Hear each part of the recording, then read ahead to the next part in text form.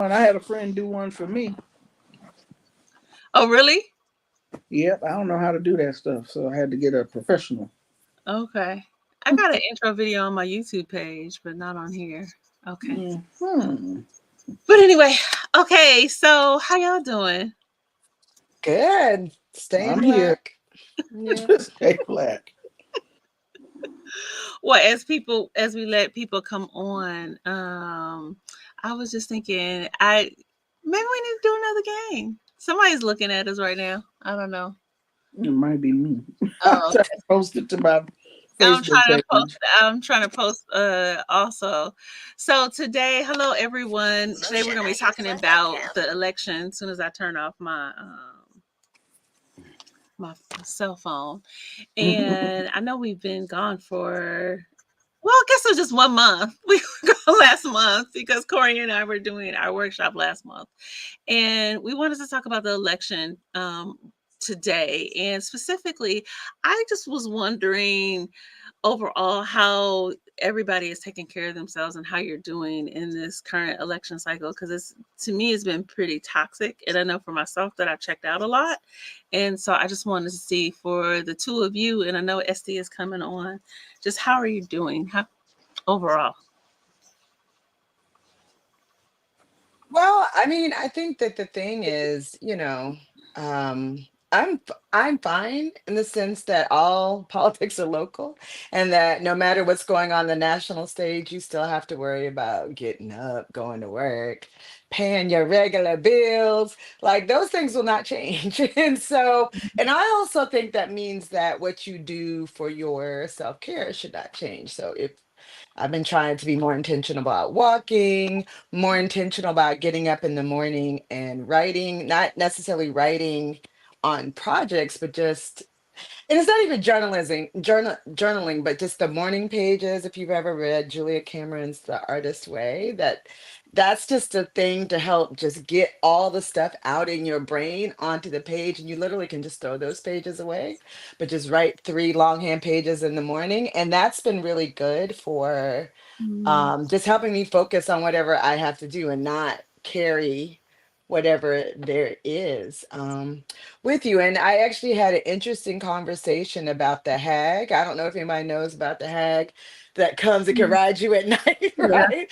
Right. But I feel like that's a metaphor for, the things that, keep you up at night. So, my grandmother had all these rituals she used to do to make sure that the hag didn't come in the house or you didn't get visited by spirits who had like mean things to do, with you. And it meant that also you had this kind of sleep paralysis, all that kind of stuff. And I kind of thought back on that, like, she talked about humming and singing, like, clapping spirits out the corners, like things like Mm-hmm. that. Mm-hmm. And I feel like, yeah, well, do I hum and sing? Do I clap around the house? Do I you can't whistle in the house, however, because you meant that meant ghosts. I don't know why you can't whistle in your house. I didn't ask her the recipe, but I just know you're not supposed to do that. But there are other kind of singing and other kind of things that you're supposed to do. And I feel like just getting back to those things, right? I don't want to be visited by spirits. I want to make sure that the things that I do are the same things that I always do. And so getting up and having a ritual about your day, I think is good. So long question. I mean, long answer, but Okay. Okay. Hey, Dr. McCray. I forgot to introduce everybody. That's Dr. Corrie Claiborne. She's an Mm-hmm. associate professor of literature at Morehouse College. Dr. Kenja McCray is over at Clayton State University. She's the soon-to-be associate professor of history, and she's got a book coming out. So we'll talk a little bit about that. And she posted Mm-hmm. her cover of her book the other day online. So I'm so excited about that, and hopefully that'll be one of the talks that we do. And then Tani Chimurenga is all the way over on the left coast on in California, and she's a social commentator. She's an author, and she's just an all around good sister to get up once a month and talk to us and have this conversation. And then I see my sister Estee, Nena Dillard, who is hanging out with us. She's a queer sexologist. She's the owner of Endless Spiritual Consulting. I always got to make sure that I get that right. And then she is also an Ifa, a Gungun priest, and a Olokun priestess. So we're just talking about how everybody is doing emotionally. So Corrie jumped in first, but I wanted to see from the rest of you how you're doing emotionally in this season of election chaos.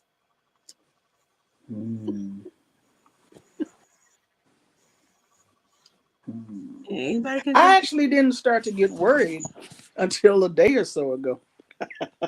Really? I didn't start. I got some friends of mine were like, these white folks about to be off the chain. Those were their actual words, and I was like, I don't know. It's like, you remember January 6th, right? I was like, yeah, but and then one of my woes told me that Ifa said these white folks about to be off the chain. I was like, uh-oh. I was like, you mean Ifa? Uh-oh. I might need to shore up some defenses or something. Because if Ifa said it, I mean, I got friends who are political scientists, but I'm like, I'm kind of skeptical. But Ifa said it, I was like, uh-oh. Uh-oh, Rumila has spoken. Uh-oh. So I don't know. I might need to go back to stocking up water and need to clean my gat, What Not did that he I'm be say out that in they the street. gonna do? Not that I'm gonna be out in the street, but I still need to clean it. Did he say what they gonna do, or he just saying they're Well, gonna just be? the whole thing of violence. They've already burned ballot boxes in Oregon, and I What? still don't know where those ballots came from, what neighborhoods, quote unquote. To get an inkling of what the votes were for. They had been talks of elections monitoring, or not the monitor, but whoever it is that certifies ballots. People were saying that they're not going to certify this election if it does not go for Trump. Like, they've got scores of people throughout the country who have basically said we're not going to certify it if it does not go for Trump, and just the threatening of violence similar to January 6th. And I'm like, oh, I don't know. It might be something to this. I always think it's really interesting in this idea of political violence, and it's like, to me, there's not a adequate conversation of like all of these people that think that it is appropriate to be violent. And Black people are often racially labeled as violent. And Always. when Hmm. do you hear us talking about we calling and blowing, trying to blow something up You don't. because the vote doesn't go our way? So Because the I vote don't go our way. really interesting, the idea of, if you don't do this thing the way that I want you to do, if you don't vote the way that I want you to vote, that we're going to be violent, is just really bizarre to me. I see Sister Denise saying hello. Hey, Sister Denise, thank you for jumping on and having a conversation. Listen to our conversation. Okay, so Njamile and Estee, what are y'all thoughts? How are y'all doing emotionally during this time?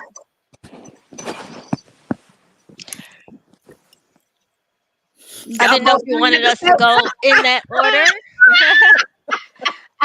You said two people, so I guess Estee, you can go first. Alabama comes before Georgia. It does. Okay, alphabetically. Sure. So yeah, I mean I think I have some of the same worries as other people here have said, have expressed, but I also have some of the same frustrations. So I think a lot of my emotion is coming from frustration, right? And it's not even that marginalized people, in particular African Americans, but also we can see it happening from time to time. Certain immigrant groups, Mhm. um, people from Latinx communities, things like that. Um, People from Muslim backgrounds being labeled as inherently violent. Mhm. But when we look at not only current evidence but historical evidence, we see that this has, in particular, political violence following elections, right? that are free and fair according to US standards that have been set forth, that the disgruntled group, when in fact they are majority in the racial majority, right? Men in particular, we say, oh, they're just being patriotic. They were exercising their patriotic duty. Oh, well, it's not a riot, right? It is, what were they calling January 6th? What do they be calling it? Because I say word like they stopped calling it that. Um, I don't even pay Insurrection. insurrection is, I can do better with that, right? Because it's a euphemism for riot, in a lot of ways. But it's not completely just like, oh well, this is the American patriots who were involved in that, will be exonerated, that kind of language. And so this recurring backlash after marginalized people um, make gains, um, attain levels of um, leadership and inclusion that they are due based on their citizenship rights, and then a response from people who want to keep things inequitable, who want to maintain white supremacy. And it's cyclical. One of the news stories or groups that I was listening to was reporting, okay, we could say on January 6th that we didn't expect it, but now we need to be prepared because it's coming. We expect it. Why are we still expecting this thing when it comes back over and over and over and over? This what Carol Anderson calls white rage rears its ugly head over and over and over again. Why do we debate whether this is domestic terrorism, right? And it's frustrating. I think what I am experiencing is a high level of frustration. And I agree. I came in when Corrie was saying she's making sure she takes her walks and things like that. I make sure I get on my exercise bike in the other room, and I make sure I stretch and real good afterwards. And when I get knots in my shoulders and back, I take it to the spa. Um, Sadly, I live in the Atlanta area, as I think many of us do, and you can't go to the spa without with safety, right? Because remember when the attacker hit spas and targeted Asian Mhm. women, right? And I go to different spas. I like to frequent black owned spas, but I also like to go to the Korean um cultural like spas that seem to be grounded in their culture, Mhm. where you just you relax on heated floors and in saunas and things like that, and get Korean food. um and I probably should be afraid, but because we have come to expect this as a feature of U.S. life. But I have to. I also am determined to live my life um, as a free Black woman who has civil rights and human rights. Said well from spoken well from the historian. Thank you, Dr. McCray. Estee, how about you? How are you doing? um, I'm a very emotional creature. Mm. So I have been all over the damn place. Um, uh, it's very heavy for me. I also do political adjacent work um, by doing reproductive justice work. So I am also very involved in, the things that are coming up on the ground. So I hear a lot, I see a lot, um, and it's heavy.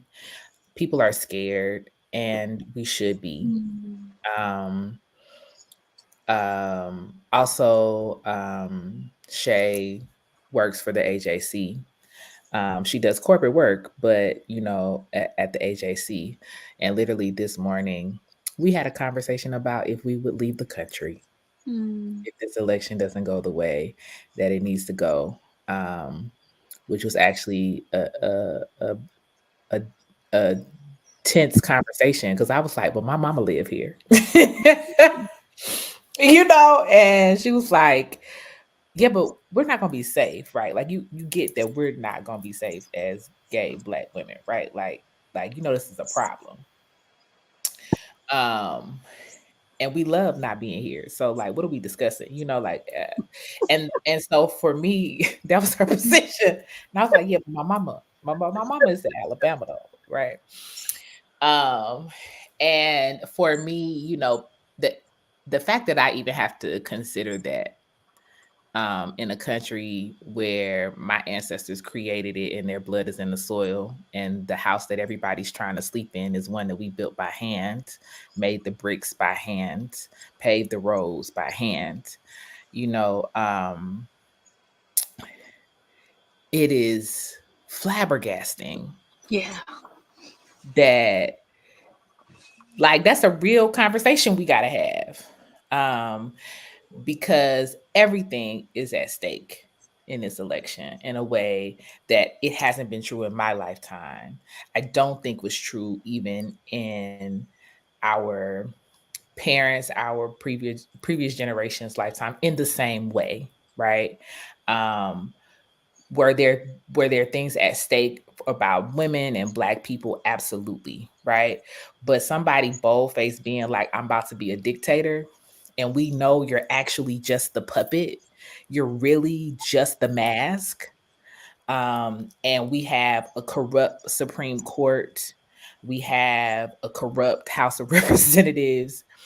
And so in places where people's ethics or people's morality have been able to at least hold the line of checks and balance as created in our Constitution, those are not in place for us Mm-hmm. in this election in the ways that they have been in place at other times, really in a century. And that's heavy. And so I have been intentional about like, I'm not gonna live in that heavy place. Like y'all might run the country, but you don't run my body, you don't run my house. So I've been very intentional about taking care of myself, crying if I need to, being frustrated if I need to, going to my go altar, and then being like, surely you saw worse. I'm gonna be all right. And then I voted this morning. And Barack Obama is not a perfect human being, and Kamala Harris is not a perfect human being.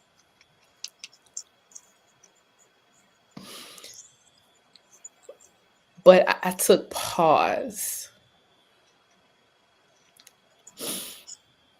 at reading that Black woman's name on that ballot today.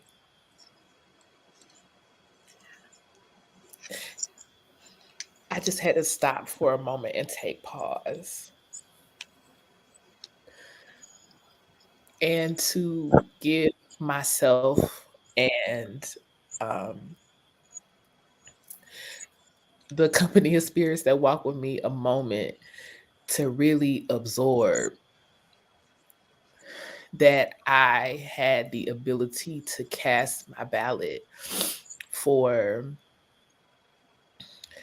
a Black woman, a Howard University Alpha chapter, aka somebody in the room got to know what that really means. Yes. Right? Yes. Right. Like I was raised in a Greek environment, although I am not Greek myself at this time. Like we talking about blackity black. You know what I mean? Like we can let the media and the fact that you gotta do whatever you need to do, that's fine. Alpha chapter, Howard University. Mhm. I'm clear about who I'm voting for as They a call it the person. mother pearl. But did you hear what I said? I was The like, mother pearl. has Bilal coming in the room? Okay, Um, and it reminded me of the way I felt when I voted for Barack the first time. And it reminded me really, honestly, what it took me to was the image that I had when I saw Sasha and Malia in the White House. Mm. And of the power of really remembering and taking in and recognizing the movement that has happened and that is happening. So I think the emotional bags are very mixed. Mine, it certainly is. And I have hope. Oh, I If like y'all that. take your ass by damn vote. Vote, vote, Yes, vote. yes. Please. November 1st, today's the last day to get out and early, vote early, vote early. The stats say it's mostly the other who are voting early, and it wasn't like this 4 years ago. So come on, y'all. Hmm. I just read something different that's saying that in Pennsylvania that in particular like the older people are voting for Kamala. That's Um, good. yeah. So I mean, and you never know. Um, when I think about voting now, it's funny, and I'm sure you all have heard this before, that as have been doing genealogy work over the years, I found my grandparents' voter registration cards. And I did not realize that in California, the same barriers to voting did not exist. So I have my grandparents' voter registration cards from 1938. Um, and that means something really special to me, that for whatever reason, well, we know economic reasons, there's a great migration to California, and these Black people are in California and they are able to exercise their right to vote in a way that all of these other Black people in the South can't do.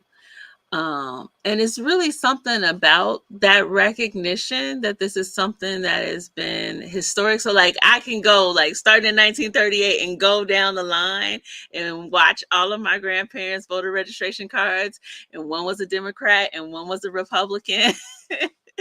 And just to be able to see that just makes me so proud. So, for me, one of the things that I felt, just to kind of connect with what you said, Estee, is just I really feel privileged. And I feel like it's almost like an ancestral tradition now for me to show up and be able to vote and carry on this legacy of something that my grandparents were able to do, that they had a privilege that a lot of Black people didn't have, certainly in 1938. So I take that really seriously. I will say, acknowledge that when I was younger, I did not take it as seriously as I do now. But as I've gotten older and I see these folks that are in power, and I don't know, there's something about me and my personality where I'm like, the fact that y'all spend so much effort trying to ensure that we're not gonna vote, that's tells me that I need to that's the thing that, like, really, as I got older, and I was like, they really trying to make sure we don't vote. Oh, okay, that's the thing I'm gonna do, since y'all trying to make sure we can't do it. So there's a large part of me that actually right now just feels hopeful, um, but not naive to the danger of for everybody. I don't think it's just a danger for Black people. I don't think it's just a danger for our family and the LGBTQIA plus community. I don't think it's just a danger just for one community. I say it's a danger to every citizen of the United States right now. So I do take that pretty seriously. I'm wondering for y'all, what did y'all think in terms of, or what have you thought overall in terms of Kamala showing? So regardless of whether or not she wins, um, next week on Tuesday. I'm just wondering, did you expect her to do well? Or, I mean, is she doing as well as you thought? Is she doing better? Like, what do you guys think? Well, let me just say one thing, point of privilege. She is going to win, right? Like that's, but even the problem is, even if she wins, can she still lose, right? Because there has not been a Republican that has won the popular vote in 40 years. In 40 years, right? So we're sitting here talking about Joe Biden getting 7 million more votes than Donald Trump last time, but still just barely squeaking by. Kamala will get millions of more votes, but can this person go back and, you know, change the electoral, through the electoral college, get Congress to put him in? So I feel like that's what is the problem. So to say that, I think she's done as well as she could have done. Honestly, I mean, is she the best speaker? I saw Michelle Obama when she was in Georgia. Michelle is like top level, right? Like, so you just go talk about a woman that can make me a speech and make me feel it in my bones and bring in her, you know, Black studies like thesis. I'm like, oh God, like, you know, all of that. She could do that, and Kamala doesn't necessarily do that. But I think she's done literally as well as she could have done given her history. Mhm. So Dr. Claiborne, you're saying you believe excuse me, I have fall allergies. You believe that Harris will win the popular vote and that issues like the electoral college, like whether, you know, legislators will certify whether election officials in various locales, you know, local areas, state level areas will certify the results of the election may be her greatest challenge. It may be and it may not be. You know, I can't really tell, but all I know is that little, you know, Toupe Fiasco been walking around talking about, She you said know, so fiasco. has been talking about, you know, oh, we got a little secret for you. You know, something's going to happen in the Congress. Whenever he does that, it's a tell. And he hasn't been trying to win because honestly, look at the stupidest stuff he says. How you going to get Puerto Ricans mad? They knew that was coming. And they told, oh, it was just a joke. No, you going and embolden millions of Puerto Ricans that are United States citizens and the people who live in the continental United States who are Puerto Rican can vote, and you just gonna call them garbage, the whole country garbage. Yeah, no, you're not trying to win, but what he's trying to do is get installed. And so I do think they do have something in plan for that. But I also think when y'all went and changed the law, gave presidents immunity, what that means, Joe Biden can do whatever he wants. He can be like, you know what I'm gonna do? Yeah, I ain't gonna give up. He probably won't. But He what ain't I'm gonna do saying is, but if you go just make it a free for all, and the Supreme Court says he can do whatever he want to do and not get prosecuted for it, then maybe he need to do whatever he want to do, right? Like, so maybe that needs to happen. So I know there are going to be shenanigans. I do not know if there is enough, and it could be that the Congress flips, right? And in that case, they won't have the ability to change the election. If the states don't certify, that means that if it goes to Congress, then it would still go Kamala's way. So Yeah. So the question is, oh well, first of all, when you say Puerto Rico, um, Dr. Claiborne, the territory of Puerto Rico, can you clarify what? Do you remember what was said? Um, oh yeah. So they had a comedian. I didn't watch it, but I've seen the aftermath. They had a comedian who was at the beginning of his Madison Square Garden Nazi rally, because that's literally what it was, like a replay of the 1938 Nazi rally in Madison Square Garden. But they had a comedian at the very beginning who I don't watch, but I know he's in the Joe Rogan podcast world and a fairly popular, I guess, with white people. But he he basically said a lot of stuff. He talked about he hung out with his black friends and they carved watermelon for Halloween. He went on to, I mean, he literally took shots at everybody. And then he goes on to say, you know, there is an island out in the middle of the ocean. It's really just nothing but floating garbage. I think they call it Puerto Rico.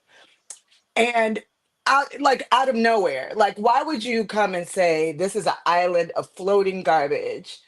That there's nothing good that comes from there. And immediately after that, people who are Puerto Rican, you know, J Lo included, Bad Bunny, like all these people, were like, oh no, you know, I might have thought about that, but voting for you, but I'm not going to do it. And then when this kind of notion that people started thinking about what Donald Trump did the last time there was a hurricane in Puerto Rico, when he went out and threw those paper towels at people.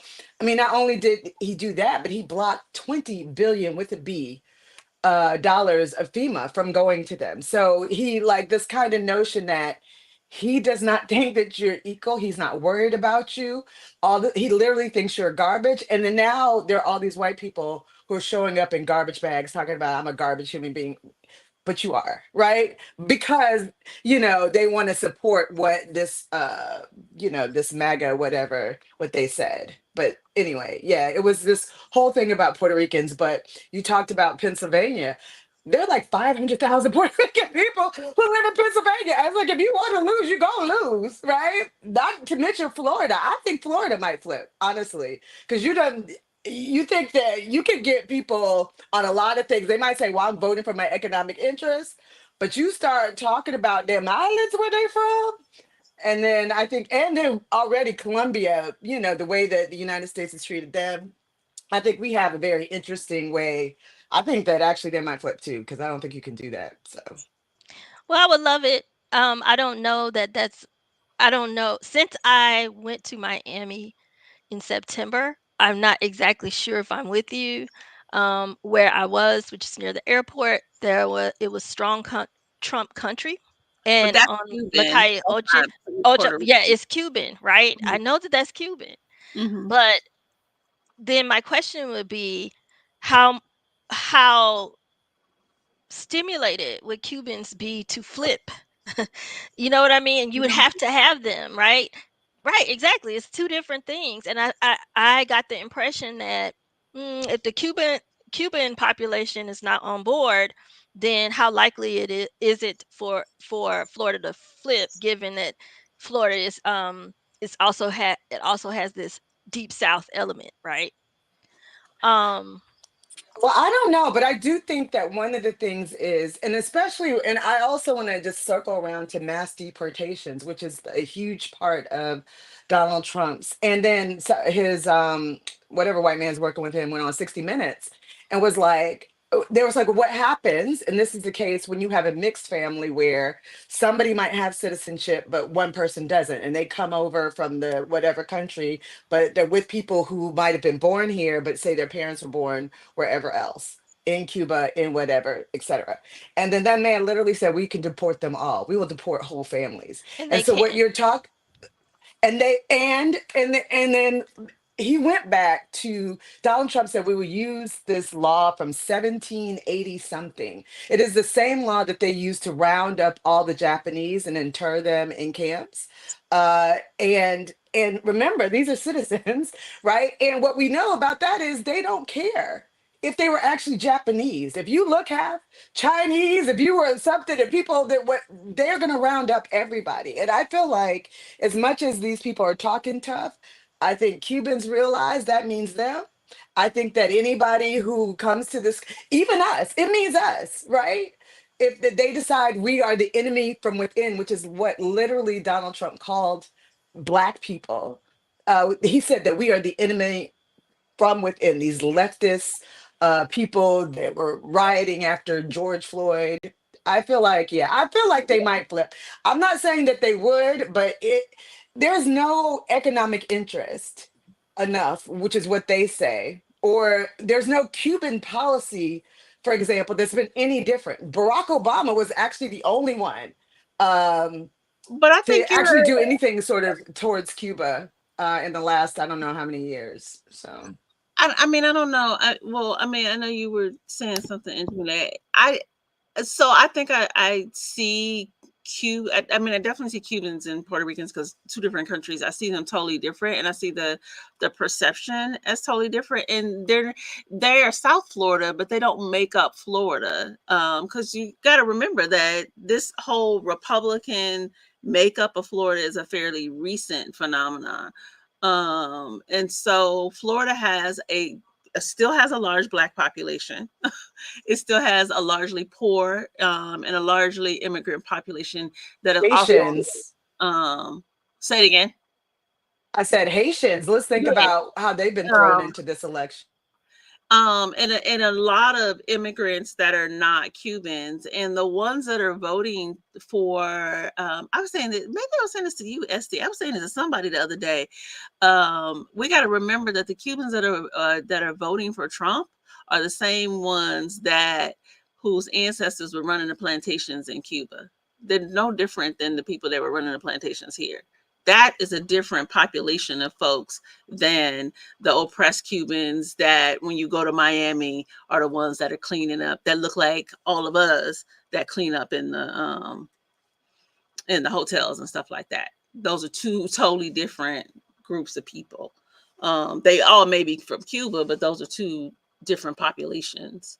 So I don't see them. I don't see those Cubans that are descendants of plantation owners as moving away from Trump ideology.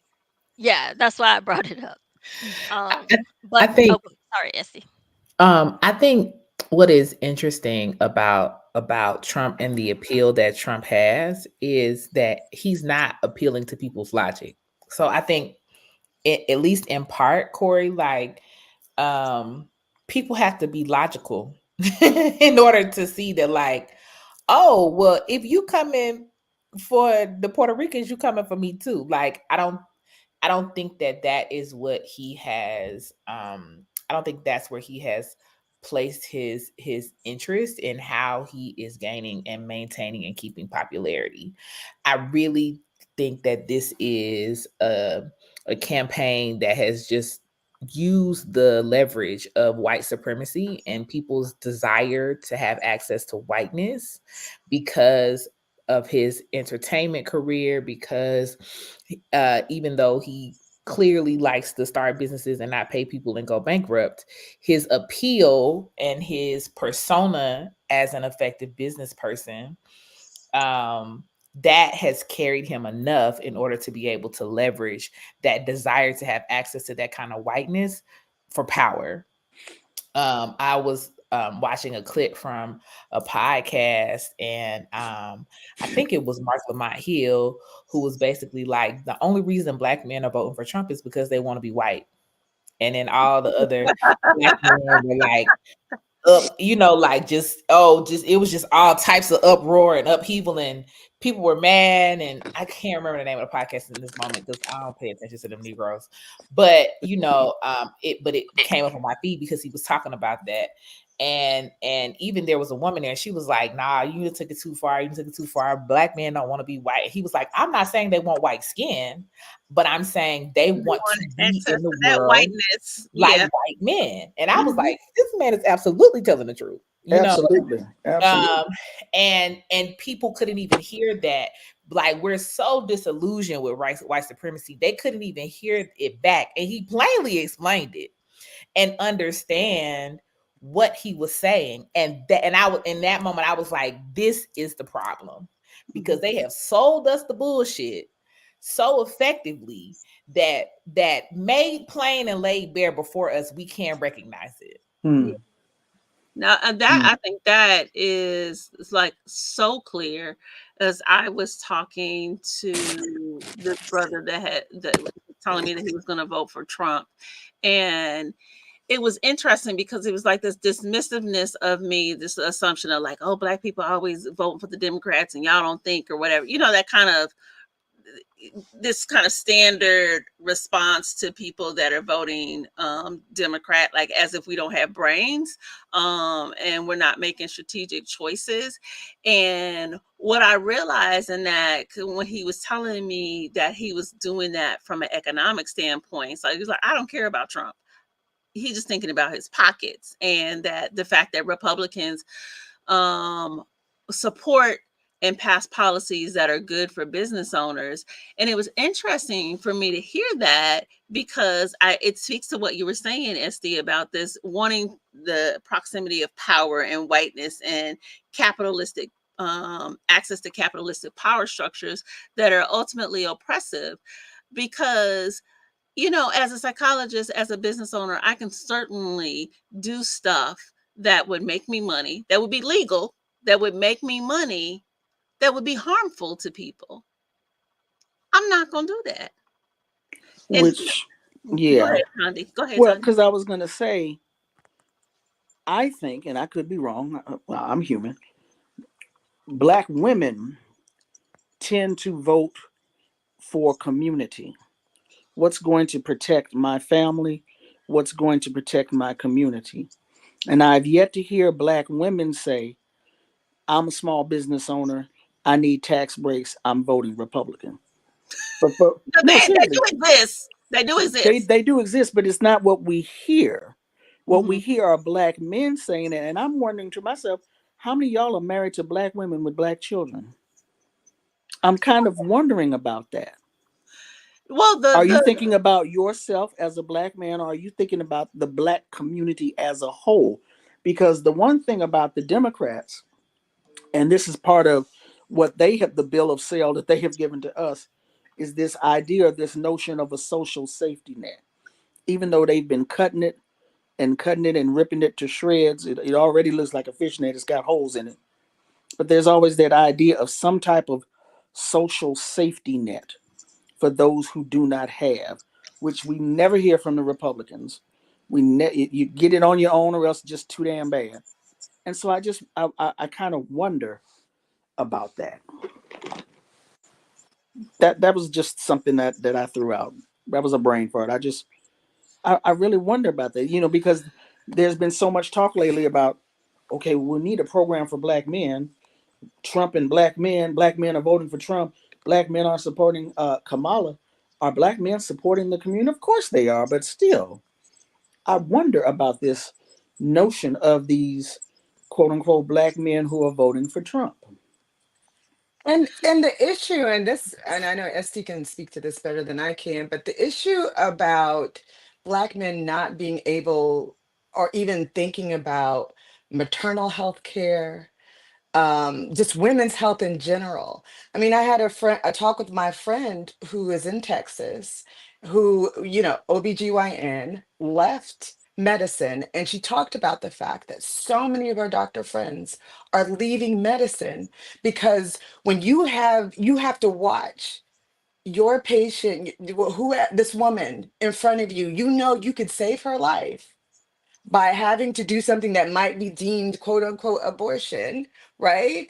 And you are so you literally the law says you can't save that woman. You have to watch her die. You have to watch her struggle. You can't intervene. You can't do anything. And then with IVF, you have to be told that if you implant this woman with all these eggs or you implant these eggs, they are people, knowing that the IVF is such that you put all the eggs in the person and you know only one or two are going to do whatever. And they're saying, oh, well, you're creating these people to die. And people have legislation against that. She was like, I couldn't do my job, right? And what does that mean for us? That means that we're not going to have health care. We're not going to have doctors. We're not going to have people. And the fact that they do not care. And I've heard so many Black men say to me, well, y'all want to kill babies. Y'all Black women want to go off and just kill the next race of, whatever. I was like, what makes you think that it just, he said, one guy said to me on Facebook, but I know him from, I used to work with him. He was like, well, you have these women with children and they're married up here just talking about killing babies and prancing around how that needs to be the number one issue, and they're married with kids. How do they bamboozle these women into voting for Democrats when they know that's their number one issue? And somebody said, well, AOC is pregnant, but you never see her with her baby out because she don't want to act like she's actually for having kids. I was like, there is not a black woman alive that hates kids, right? But to hear other black men say that we just rejoice in killing kids, when what we are voting for is really for our kids to be able to live, for women to be able to live, for not going back to that age where 30% of women died in childbirth. But I don't know. Maybe that's something other people can speak to. No, so but I want to challenge us. I want to challenge us before we get off on the black men are do are dot dot dot. And I want to, and Dr. McCray, I know you wanted to go back to a comment. I saw your comment in the chat, so I want to take you back there because I just looked it up. I said, okay, well, these black men that are supposedly supporting Trump, what's the percentage? So what the estimate is 1/4. So that's about 25%. That means that 75% are not voting for him. I think it's problematic. Just from a psychology standpoint, I think it's problematic to focus on 25%. Them Negroes can kick ass, kick rocks. Let them 25% go because they dead weight. I think we should focus on the other 75%. It doesn't mean that those are problematic. I'm just saying, and I see you, Corrie, rolling your eyes. Well, no, I think it's problematic. Go ahead. It is Tanya. problematic because it becomes amplified. The 25% becomes amplified. But by And one of the reasons it becomes amplified is to encourage more to join that group.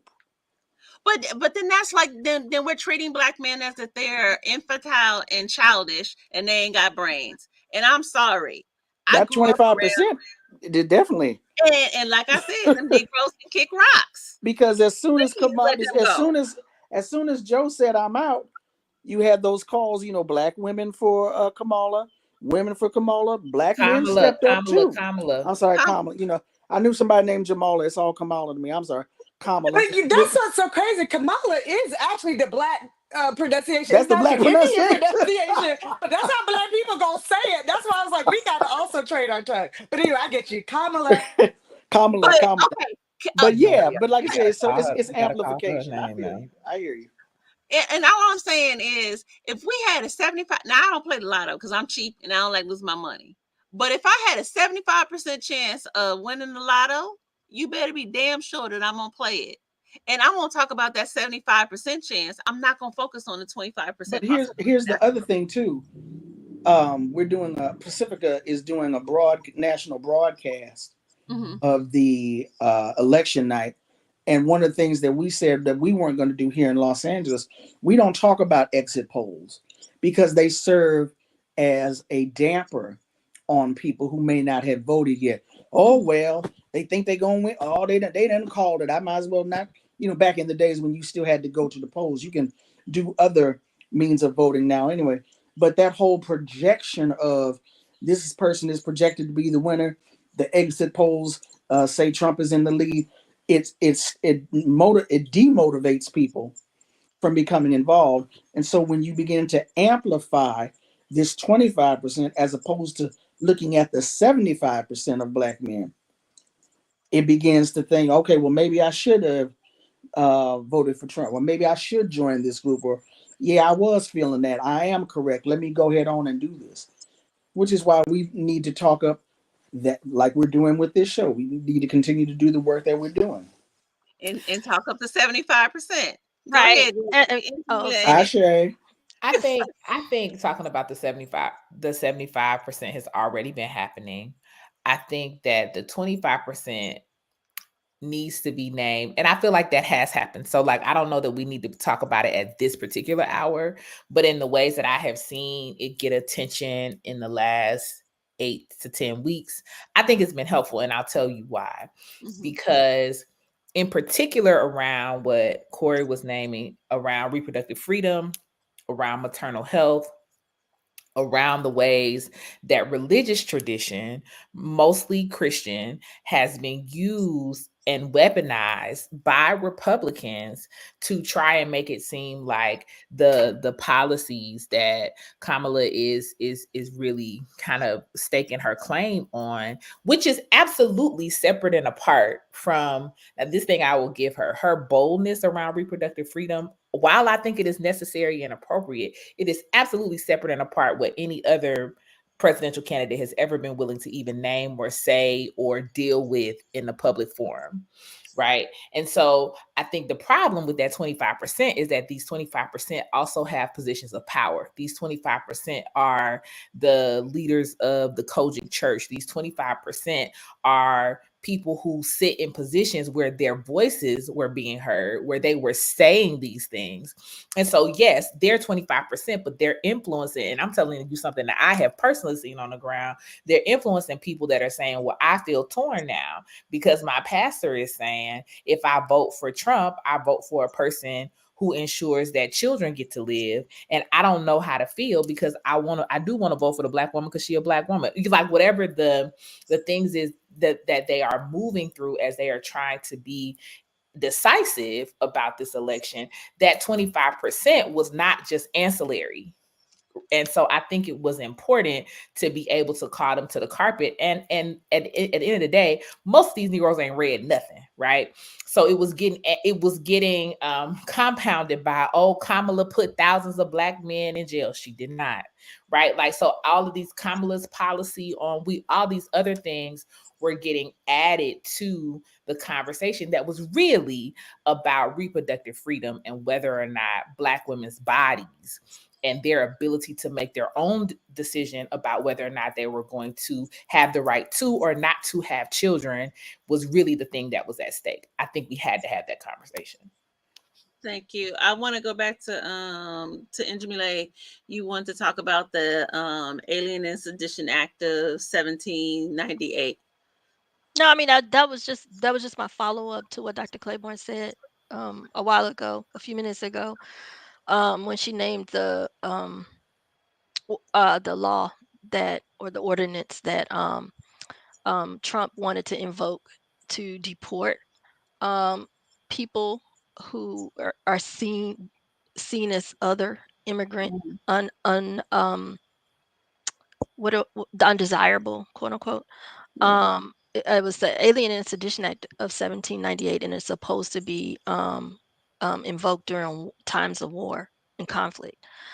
Um, And but you I was know he thinking didn't of even the read Mexican that. Somebody had to tell him American about that. So repatriation of 19 the Great Depression era, 1929 to 1936, when I responded to you, and I was like, yeah, and they can do that, and it's not like Estee said, they're not appealing to logic, right? And they don't necessarily plan to work via um, legal means, and so we have to think, what could the strategy be? It could be via extra legal means, not necessarily always overtly illegal, but means that stretch the boundaries of what is legal.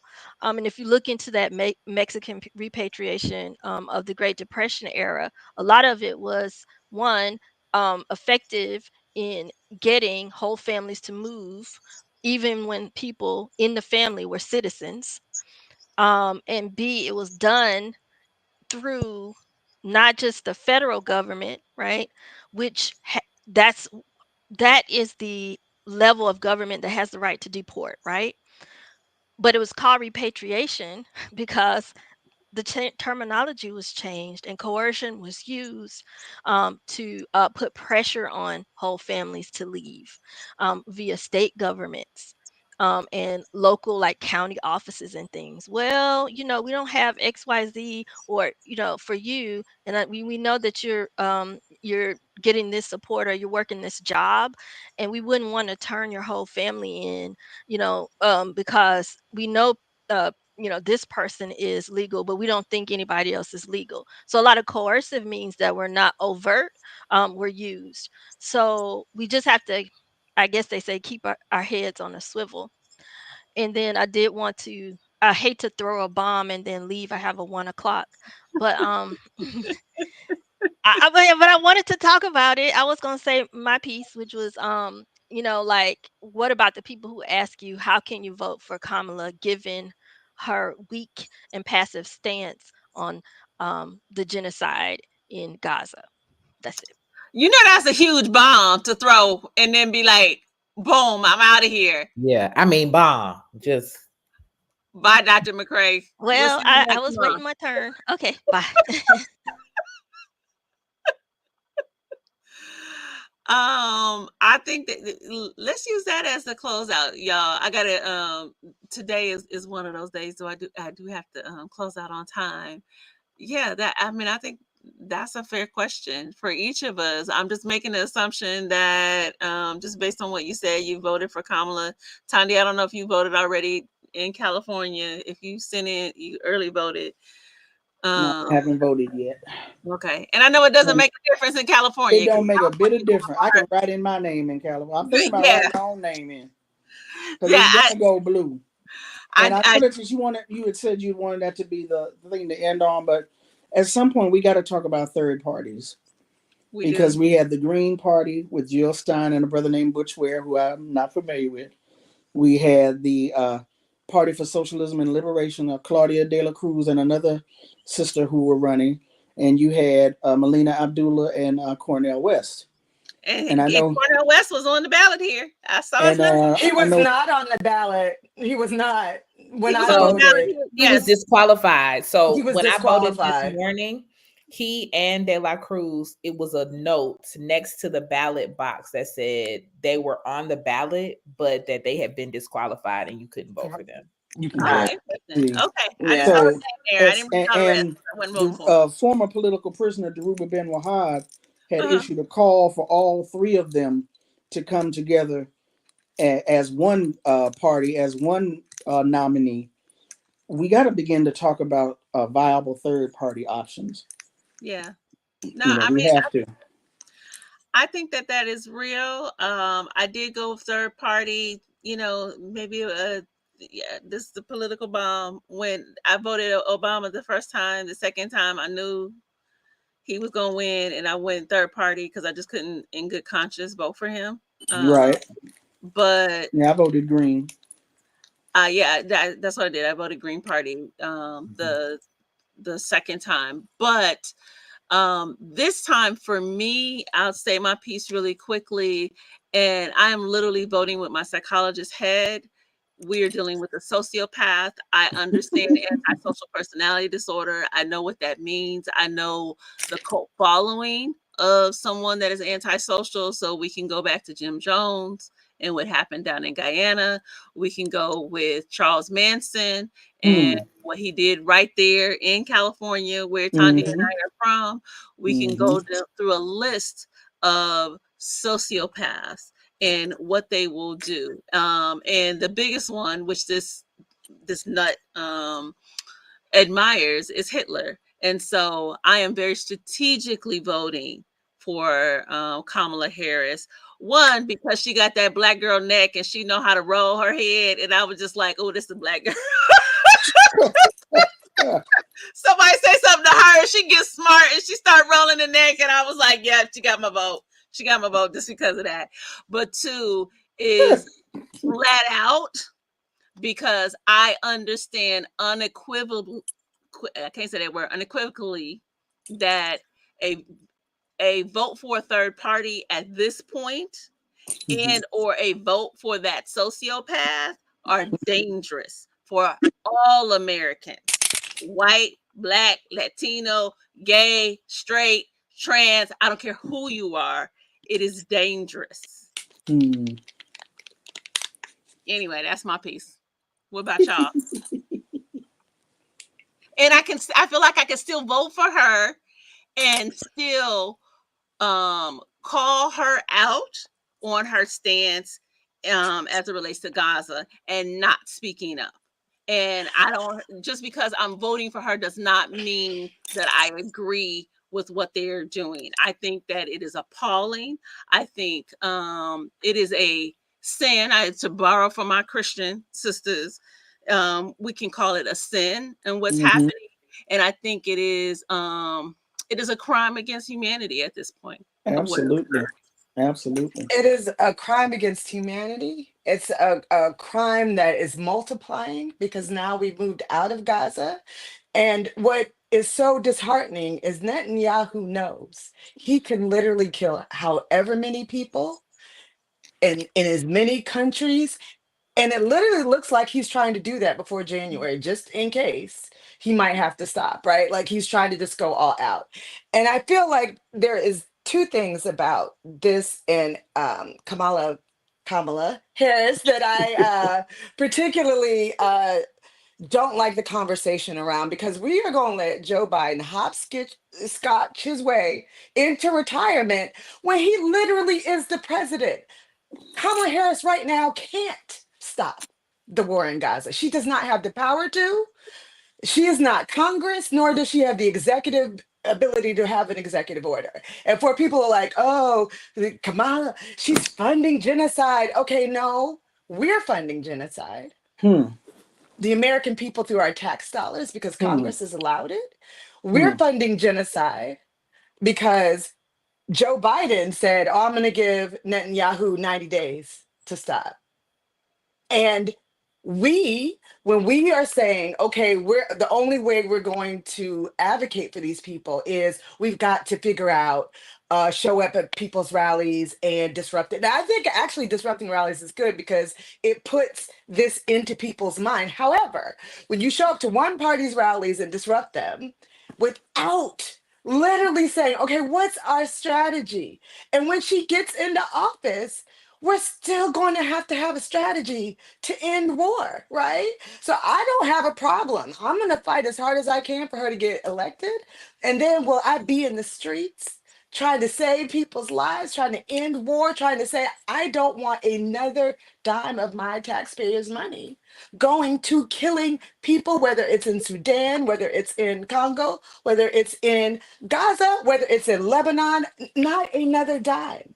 But right now, she doesn't have the power. And I know she's trying to get elected. So she doesn't feel like she can move. Like, we know what it's like to show up at work in front of white people and try to have to perform in a certain kind of way. I understand she's interviewing for a job and she's got to act in a certain kind of way. But however, once she's in, I think we need to use whatever kind of coalition building, whatever kind of networking for direct action to stop all wars that we fund. So that's what I say. Estee.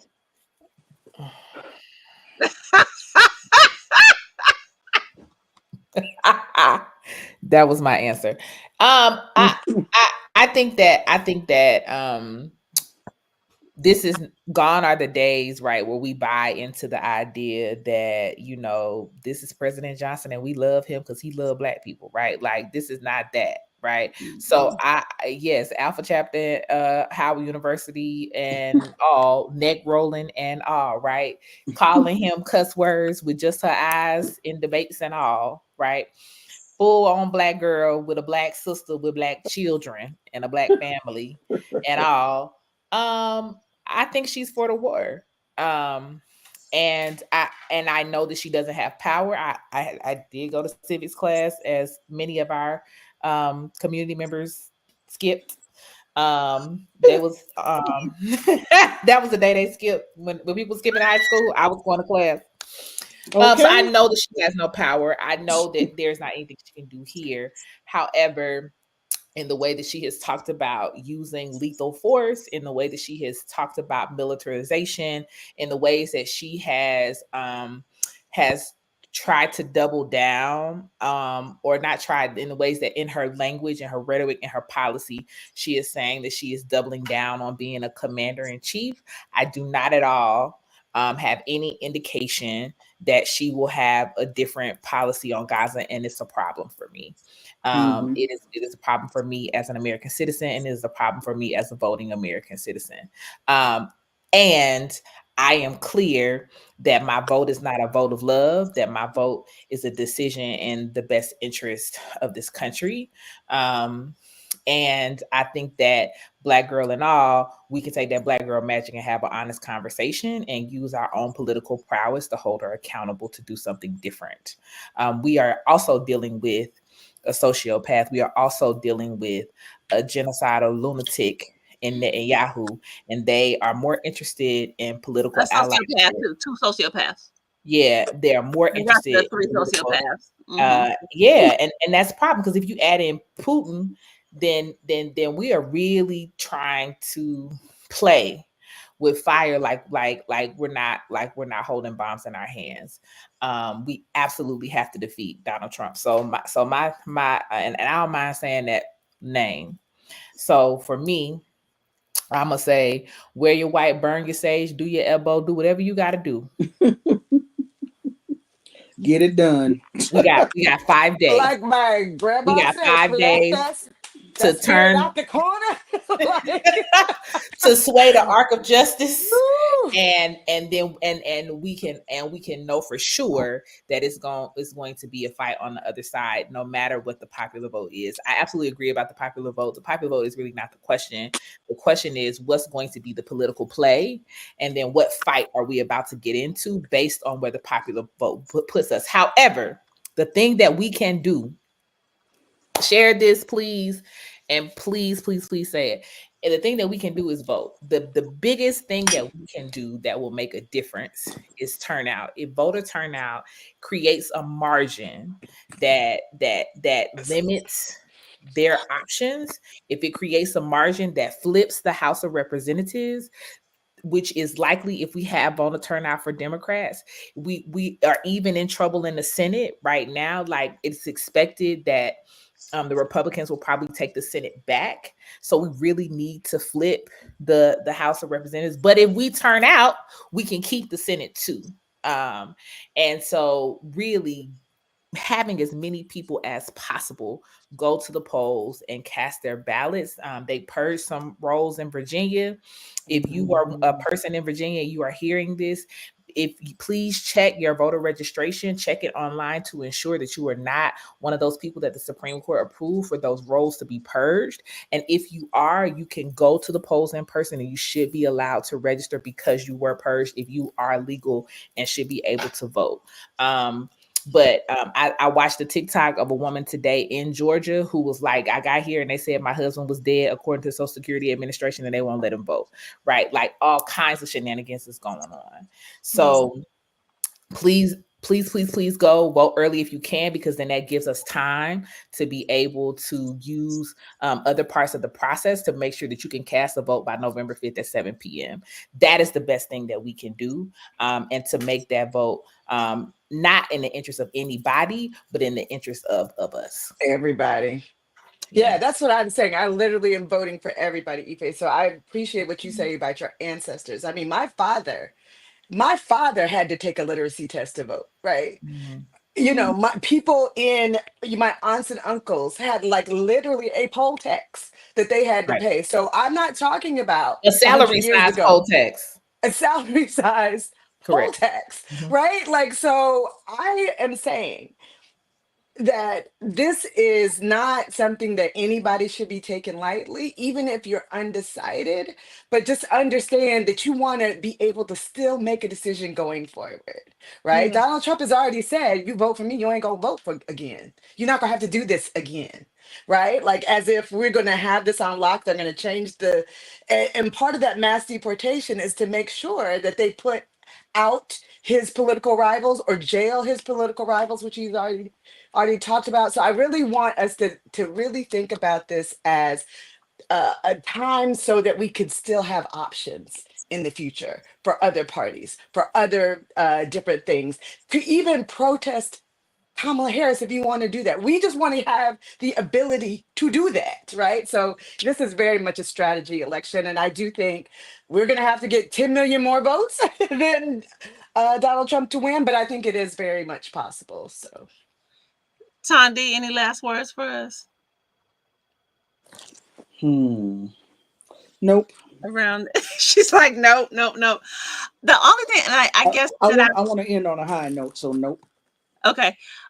so if I can add to that to end on a high note, one of the things that I do want you to remember is when we are dealing with sociopaths, anyone that is antisocial, particularly that is facing jail time, they will do and say anything to avoid that. That does not mean that they will win. It is an act of desperation. It is an act of that is consistent with just that mental health makeup.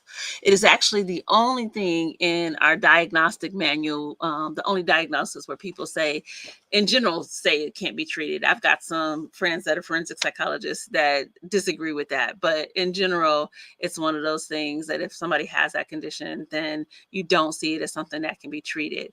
So You one talking of the about the condition of being a sociopath. yeah, Mhm. yeah. And so what Just so you know, I learned that at Law and Order SVU University.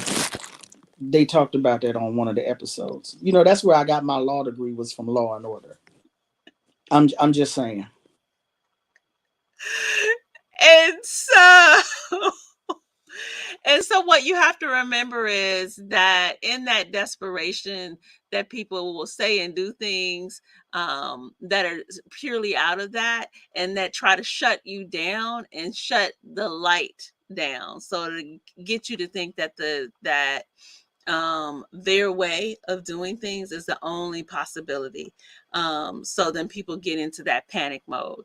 And one of the best ways to combat someone that is a sociopath, one of the best ways to combat people that are destructive like that, is to hang on to hope.